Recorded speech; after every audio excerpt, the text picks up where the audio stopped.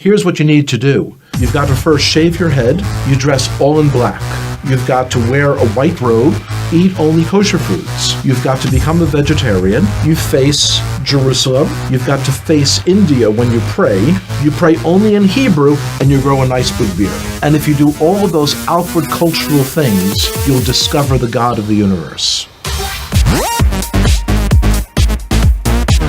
And I'm thinking, this is crazy that someone thinks that they can force their culture on God, and that God's going to be impressed by what you wear, what direction you face when you pray, what you eat, and all these sorts of things.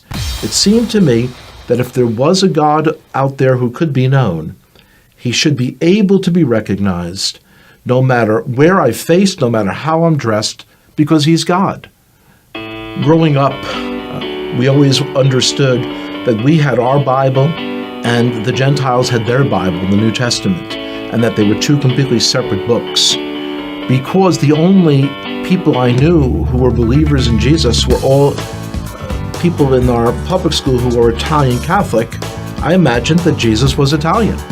And so the understanding that he's actually Jewish was a shock. And then to hear that the New Testament was written by Jews, I couldn't believe it. My expectation was that the New Testament was like my grandparents had told me. It was a book on how to persecute the Jews, and it's something you should stay away from. Of course, when you're told you should stay away from something, curiosity gets the best of you, and you've got to see it. When I opened the New Testament, I was expecting to find a handbook on how to persecute the Jews. My grandparents had warned me that it was written by people who killed the Jews. That's what I was expecting to see, and yet when I'm opening it, I'm reading a story written by Jews about Jewish people. The New Testament was a fascinating book. And so as I opened this book in the library, I kind of looked around, made sure that none of my friends had seen me taking a Christian Bible off the shelf. And I opened it. Here's the first sentence. It says, "This is the genealogy of Jesus the Messiah, the son of David, the son of Abraham." So 3 people are mentioned, and they're all Jewish. I was very shocked. And as I continued to read, I'm reading the story of a Jewish man who was born in a Jewish village, in a Jewish country, and one day walks into a synagogue and announces that he is the Messiah. The more I read the words of Jesus, the more I became attracted to him. It was as beautiful as anything I had ever read in any other part of the Bible.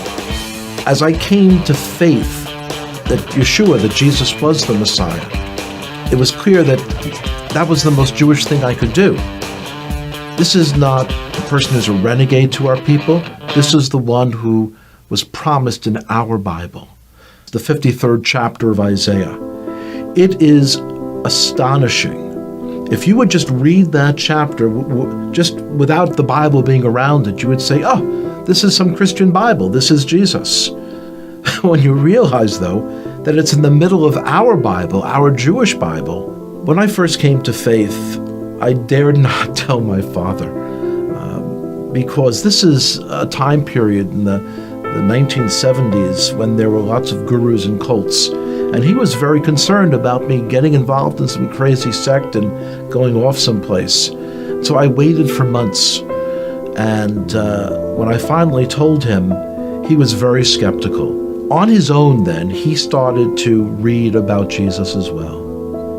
About a year and a half later, I told him that the fellow who wrote one of the books that he had read, that this fellow was giving a lecture in the city in New York. And he agreed to come out to hear that person. And one of the most amazing moments of my life was the speaker said, "Would everyone here who is a Jewish believer in Jesus, would you raise your hand?" And I raised my hand. My father also raised his hand. And I looked over and I said, "Pop," he didn't say would all the Jews raise their hand. He said, would all the Jewish believers in Jesus raise their hand? And my father looked over and he said, yes, I heard what he said. The decision to come to faith in Jesus as the Messiah was not something that was a momentary lark. It wasn't something that was a passing fad. And I could see changes in myself that I knew were not from within myself.